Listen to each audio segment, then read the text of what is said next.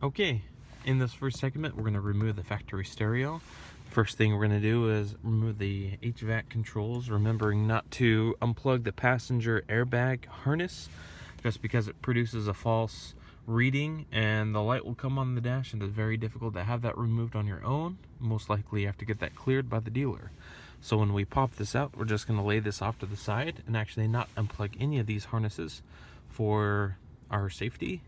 And then the next sequence we're going to pop this out using a panel removal tool, and then there's 4 Phillips screws which will release the top anchors, and then the rest are held on by clips. So I'm going to go ahead and get that going. Okay, so we pop that out, again just clips. There's enough length just to pull this off to the side and leave it there. Don't unplug anything there. Next thing is we're going to pop this top off. Okay, this just unplugs. Now this is the premium system, so it does have the factory center tweeter. We're not going to mess with that just because we're going to retain it, but there are 4 screws around the outsides of it which do need to be removed and which will release the tweeter. We'll just make sure we leave it there or unplug it, and then this unit, like I said before, comes off with clips. Okay, remove those 4 screws. The tweeter came out and it unplugs from this harness, which will allow us now to pull the whole bezel off. Okay, so the way this fits on, it kind of actually slides this way, then out, not directly up, so don't break any clips. I just got on with a panel popping tool and actually got the front out, and then the rest slides towards you. Very tight. Just be very careful though. Now you can unplug the hazard lights. That is just fine. It's just a specific harness, a little skinny one, and you should be able to get to the bolts of the stereo. Okay, that is now out, so which leaves 4 Phillips. Remove those. The unit comes out, and then we'll unplug the factory harnesses behind the unit. I'll also show you what wires you'll need specifically for the ASWC1 steering wheel control inputs, just so those will work with our aftermarket unit. Okay, so 4 screws, this just then comes out. Looking back behind, there's a lot of harnesses. Go ahead and just unplug them all. Now at this point in time, you're more than welcome to disconnect the negative on the battery just to be safe, and we'll go ahead and do that. In addition, after these are all unplugged, I'm going to go ahead and grab the aftermarket harness and get that plugged in. Alright, so these are the 2 plugs. I plugged the antenna connector and then the factory harness adapter. Now keep in mind there are a few other harnesses we will not be using. Now it does look like a very intense wiring, but it's really not. All colors are actually matched up. Again, remember, since this is the premium unit, we do not need the radio, the new radio's speaker outputs, which are the whites, the grays, the blacks, and the greens. We just tape those off because remember, it's the amplified unit. So we'll use these RCAs that plug into the unit itself, and that's pretty much it. Now, as you notice, also I have wired in here. See if you can see it. The factory bypass. The blue goes to the amplifier turn-on wire on the Pioneer. The black is a ground, and the green goes to the bypass. Now, in addition, what I've also run is the Bluetooth mic cable, which is this guy. Now, up underneath, it comes out there. I'm going to connect it up underneath, down to the kick panel, where the additional wire of the Bluetooth mic will be stored, and then go up along the rubber seal, and then probably put the mic up here or right in the middle. We'll just see exactly what the customer wants. Also, I have run the, let's see if I can find it in here for you. This is the camera input for the video signal for the backup camera. We're going to run this all the way to the back of the car. And then the green one is hooked into the reverse wire trigger wire, which you'll see on this unit. See if I can pick it out for you. Is purple. See that? Reverse gear signal wire. I had so much extra green wire that I used for the factory bypass for the video playback that I cut it and actually used that for the reverse wire. I'll just utilize that. So and that's what this green wire is plugged into. And the purpose of it is when the car is in reverse, that's the wire that we'll want to tap into to tell the unit, the Pioneer unit, to cycle over to the reverse camera feed input, so you can see what's behind you. Once you put it in drive, there's no more signal there on that wire, and the unit cycles back over. So that's what that does. Simple wire. We'll locate it down there in the kick panel, and that's the 3 wires coming out here. So those 2 harnesses plug in. These guys will tap into for our steering wheel controls and get those programmed, and then all these plug into the back of the unit. This is the backup camera input, our 4 speaker RCAs, the Bluetooth mic antenna, the ASWC1 input, and our antenna adapter, as well as the main plug that plugs into the Pioneer that we have hooked into the harness. Now, just because on these Pioneers, like I said before, the aux and USB inputs are on the back of the unit, we purchased this. Basically, it's the USB and the aux that run all the way back from behind the unit, and we can relocate this anywhere we want. I use those in a couple of previous videos that you can see. Alright, so the next thing here, I'm going to go ahead and locate those steering wheel connector wires. I'm going to get the new Pioneer unit into its factory bracket and show you from that point. Alright, so just a quick update here of what I've been doing. So I got the ASWC1 certain wires connected in the correct areas. Now on the Rogue here, we use the white and green and the gray and red. Those are the 2 colors. The white and green goes to the orange in this connector, and then the the gray and red goes to the white wire. Now these are labeled specifically in your ASWC1 booklet of what goes where. In this circumstance, we looked up the Rogue.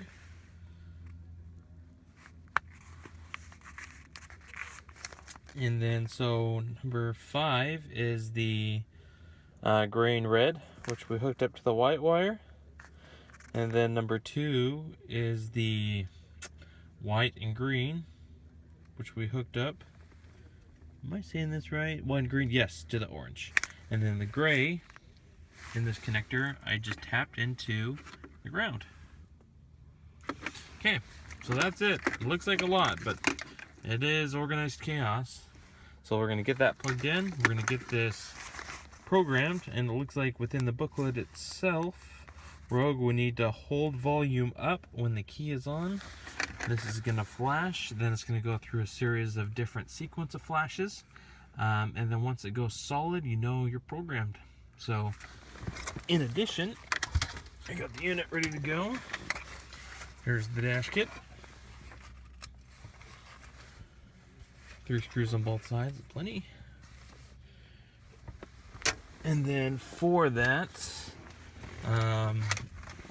flush mount, I put this aux and USB in there. Kind of cool. That's where the cigarette lighter used to be, or the power input. We have one in the glove box, and so we still have one, but this will be our primary source for charging mobile devices. Now, just to be safe, so I could pull this out, I just disconnected the airbag sensor light, keeping it plugged in. I just removed the screw and popped out the whole sensor, just to be safe. Alright, so next sequence here, I'm going to go ahead and get this unit programmed. Alright, YouTube, I got some white noise playing. What I did is I got this programmed. The way I did so, basically in the instructions, it says once you plug in, make sure the unit is on. Cycle the key over to ignition. Since the red and the black are hooked up, they're hooked into the ignition. Red being the ignition wire, black being the ground. It turns on the unit. When it turns on the unit, this will start flashing. What you want to do, according to your instructions, especially with this and this Rogue, that we need to hold the volume button up. So we hold this up, and that's going to go through a cycle of red and green flashes. Now the red flashes represent which unit. We had 6 red flashes that are short, which means it's a Pioneer.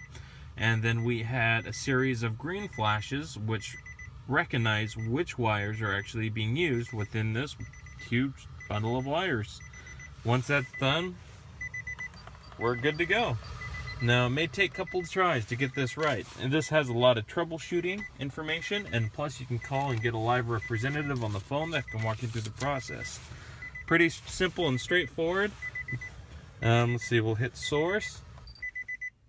Goes over to Pandora, Bluetooth, aux, radio. And that's all that's recognized right now because we don't have any other sources plugged in. Doesn't look like the phone button works. That's okay. So we lost the functionality of the phone button, but it's on the unit itself, so not a huge deal. And then this side is for cruise control. So, and cycle up, cycle down. So, very cool. Alright, I'll show you how I got the Bluetooth mic in. It's kind of backlit here, sorry. So I did that and just hooked it up along here. This panel has two clips, just pop that out. And then I just pulled back this rubber stripping, ran the cable all the way down, and it came out here. And but like I said before, the additional, I'll just put it in the kick panel. And then my backup camera feed wire, I'm going to run down the panel all the way to the back of the car. Now before I show you that segment, I'm going to go ahead and reconstruct this. This will just tuck back behind the dash. It's all programmed and ready to go, and I'll show you from that point. Looking good so far. Remember to keep this pulled out as you put the unit in. And then down below here, everything is just tucked up underneath. There's plenty of space. I fed the USB and the aux through, and I'm going to bundle this additional wire below the unit. The next thing is I'm going to reattach this back in that spot. Put the back top. Remember, put the tweeter back in. Put the 4 screws in. Get that reattached. All right, all back together. Actually, looks really nice. Got the aux and USB right there. Looks like it's factory. It's pretty sweet. Turned out great. Sounds really good. I'm not gonna really play anything for copyright issues, but other than that, everything works so far. Steering wheel controls minus the Bluetooth, the factory Bluetooth, but it's okay. We have our own Bluetooth. Next segment here, I have now attached the backup camera feed wire, the trigger wire for the backup camera, and the mic. There's, you can kind of see right here, I zip tied it across the top, and it comes out here. I'm gonna bundle the rest of the mic, put it in this thing since I've already run it to the top here. I'm gonna pull this body panel out using a trim tool and start running cables for the backup camera. Okay, just a quick update on the backup camera. Here's my mic wire all bundled nicely, fit behind this kick panel. I have my rear reverse gear antenna trigger wire ready to go. I just got to locate the reverse wire in here. And then here's my backup camera video feed. I just put a zip tie, ran it all along here. Already put this panel back together, but same thing. Through the B pillar, up along here. The seat just pops out. You just pull it from about here, pull it up, fed it through up underneath. Comes out right along this factory wiring. And then you have to pull this guy out. It's a 10mm bolt. Take this back panel portion. I took these panel parts out, super easy. Ran it up along the factory split loom, zip tied it all the way up, and it came out this factory grommet. Now I'm going to fish it through the grommet. Next thing is I'm going to take this back panel apart and start heading towards, and also use the power to the rear backup light to power the camera. Okay, fed it up through the grommet. I just fished it using a zip tie and tape. It's worked its way up through it. Now I'm going to fish it up here, take apart this back panel. Okay, so I fed it up through the grommet. I cut a little hole here, put a little piece of split loom to protect the wire, And here we are. Now you can see that grommet here. There's access. We're gonna run cables up through. Okay, just a quick update. Ran the cable. This is the coupler where it actually plugs into the camera. This will do in the next segment. Plug that into power and ground to power the actual light itself. Went up through that grommet. Like I said, there are 4 8mm bolts. Now you pull off. So this comes out. And then, okay, so I'm running the power for the backup camera. All I did was tap into the backup light. Yellow is positive, black is negative. So, yep, just tapped into that. Use some nice crimp caps. And I'll get that zip tied and cleaned up. And yeah, basically we'll test before we button up. Alright, YouTube. So this is the best way to tap into your reverse gear for the head unit. You're gonna have to find through these bundle of wires. It's a smaller gauge wire and it's solid green. It's a dark green. So use just a piggyback or just a tapper, whatever these are called. So you don't have to splice because it's so, the wires are so tight that there's really not a lot of room to get in there. You could try to strip the wire and solder it. This was just easy. It just is a trigger. It should work just fine. And then I'll put this all back together and we'll do a test. Okay, I had to move inside. It got dark on me. If you can see that, got it all zip tied all the way across for the wiring. And it works. I gave it a test. Got the screws back in there, or the bolts, excuse me. At this point, I'm going to button this up, put the panel back on, and get the back all back together. All right, mission complete. Everything is put back together. It went back nice. Nice little factory integration. That's the aftermarket flush mount adapter that we put in. That's where the cigarette lighter used to be. It's a perfect fit. Went in nice. Got the dimmer put in. All the colors match. Super clean. Utilize the factory BOSE unit. If you have any questions, be sure to leave a comment below. Be sure to subscribe and like. I'll try to get as many up as I can as I do them. And appreciate you watching. Oh yeah, before you go, here's the backup camera.